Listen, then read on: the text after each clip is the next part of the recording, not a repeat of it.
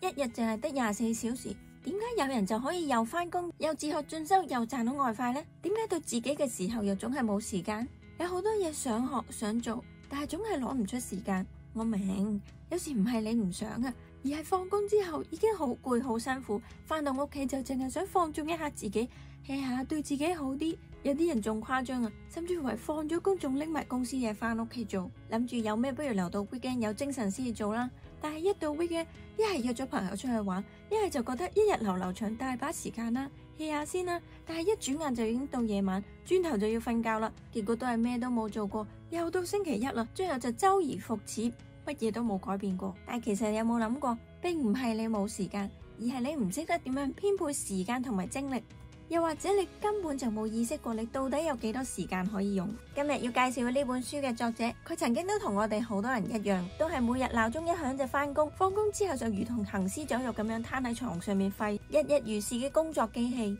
到後來佢每日淨係利用放工後嗰4個鐘，用3年時間佢就斜槓成為獸醫、YouTuber、演員、線上課程講師同埋筆記商品設計師，仲獲得唔少嘅額外收入添。如果你都想知道點樣可以做到嘅話，就唔好錯過，繼續睇落去啦。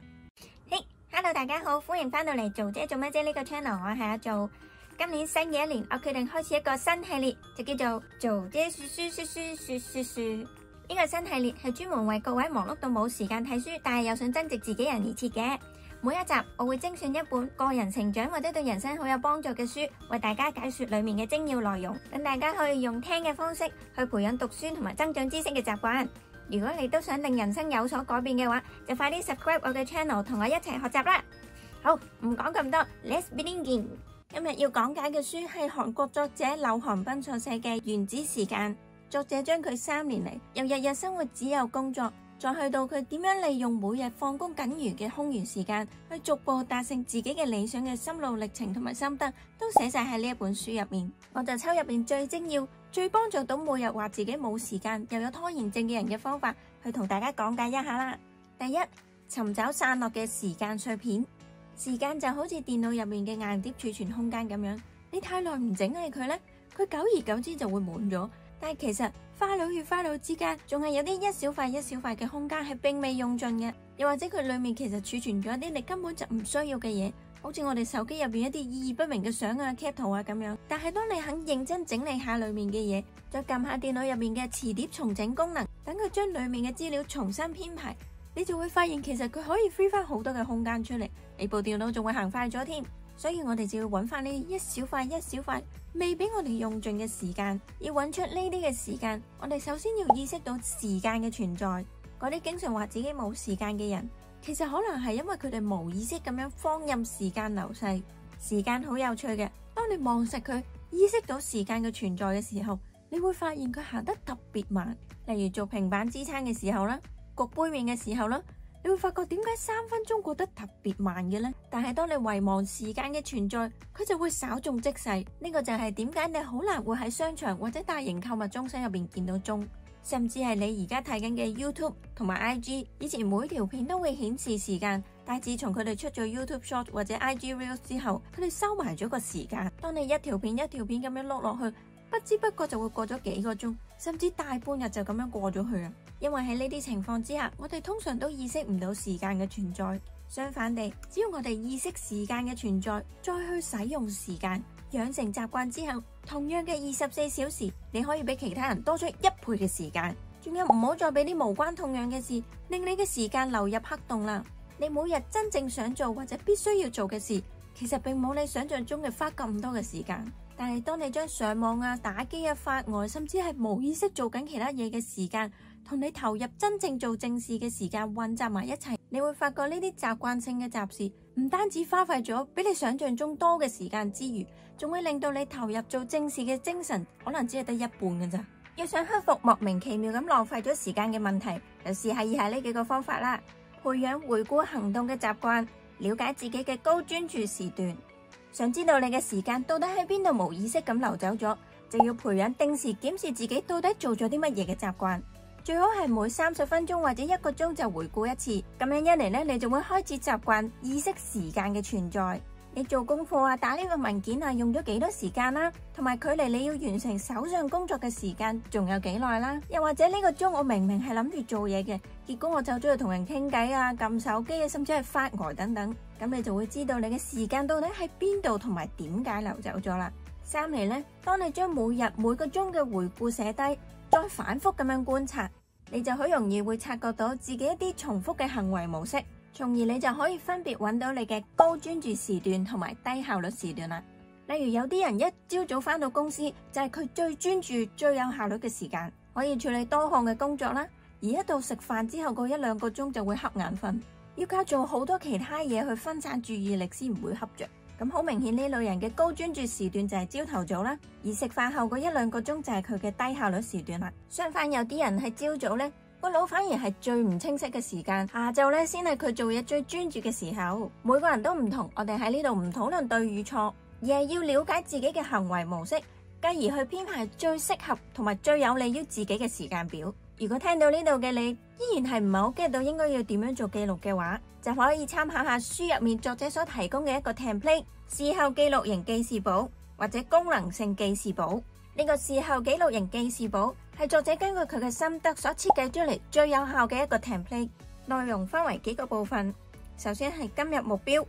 to do list， 即係待辦事項 timeline， 呢個係最重要嘅部分。然後就係次重要嘅欄位，例如係一啲對生活習慣嘅 tracking。使用呢個事後記錄型記事簿，第一步呢，就係要喺前一晚度寫低你嘅待辦事項，唔係要諗到乜嘢就寫乜嘢，而係揀最關鍵嘅事情開始，要按照優先順序由1寫到6。呢個1至6係代表佢嘅重要程度。如果係一啲無關重要或者係屬於當日之內必須要完成嘅一啲雜事，咁你就可以將佢嘅重要程度列為0。例如係返屋企途中要買筆芯啊，要做一啲 booking 啊咁樣。雖然呢啲 to do list 咧係可以喺朝頭早寫嘅，但係咧就建議大家前一晚寫定先會比較好，因為有研究顯示喺前一晚寫定 to do list 嘅話，係會比唔寫嘅人平均早9分鐘入睡嘅。咁係因為你寫低咗喺紙上面之後呢，大腦係會比較有一種放鬆嘅安心感。另外一個好處呢，就係當你第二日起身嘅時候，可以縮短你開始行動嘅 warm up 時間，令你嘅心情可以立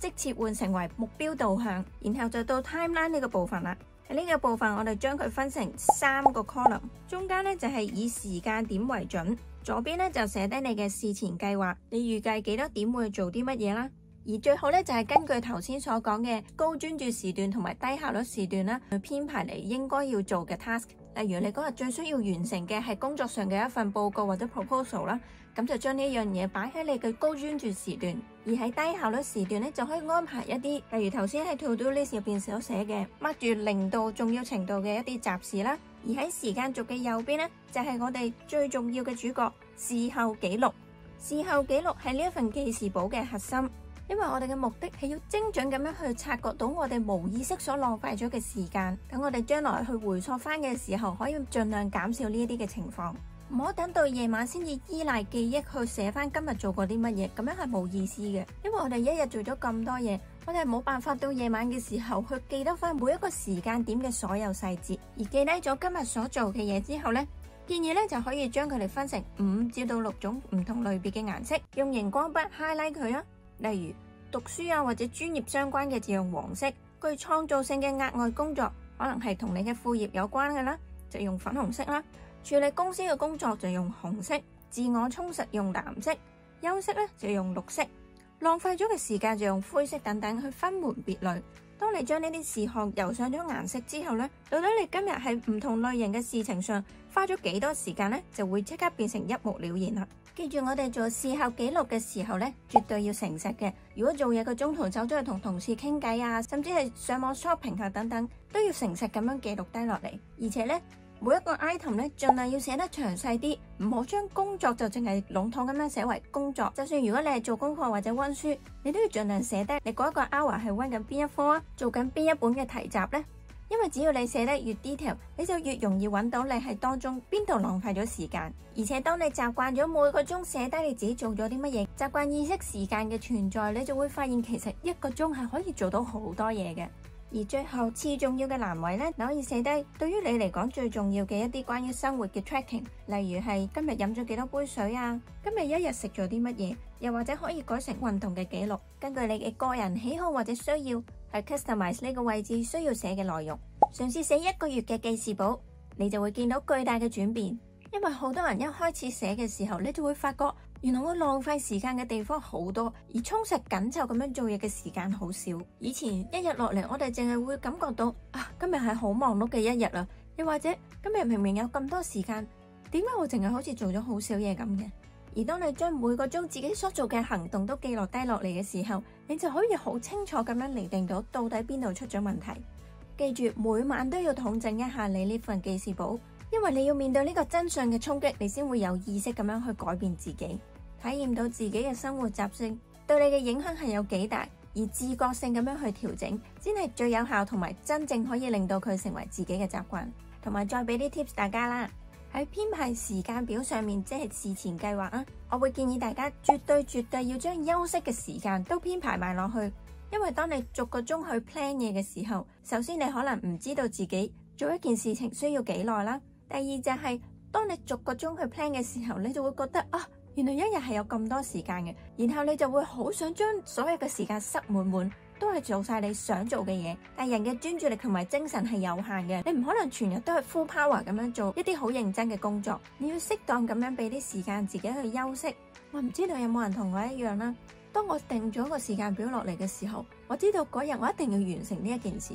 但係反而就係咁樣嘅心態，令到我會好大壓力，覺得我好似俾呢個時間表困住咗一樣。即使我知道嗰件事我係好想做嘅，例如剪片啊或者寫 script 等等啦，我都會不其然想逃避，然之後就會想撳電話，然之後呢一日嘅時間就唔知點解就過咗去咯。所以呢，制定時間表嘅好處就係我編排咗嗰2個鐘，淨係做 YouTube 相關嘅嘢，唔會多唔會少，然後期盼住我做完呢件事之後，我就可以盡情咁樣去煲劇、打機等等，做我想做嘅嘢。因為以前冇定時間表嘅時候，有時我連煲劇都覺得係浪費咗自己嘅時間。但係當我設定好時間表之後，我就可以好好咁樣安排工作同埋休息嘅時間，咁我每一日都可以兩全其美。但係呢啲呢，都係我慢慢開始咗做呢個事後記錄員記事簿嘅習慣，經過不斷嘅回顧，慢慢去統整出嚟嘅。每個人嘅性格啊或者生活習性都唔同，呢個就係每日回顧呢個記事簿嘅重要性啦。所以初初寫得唔完美啊，執行得唔完美嘅話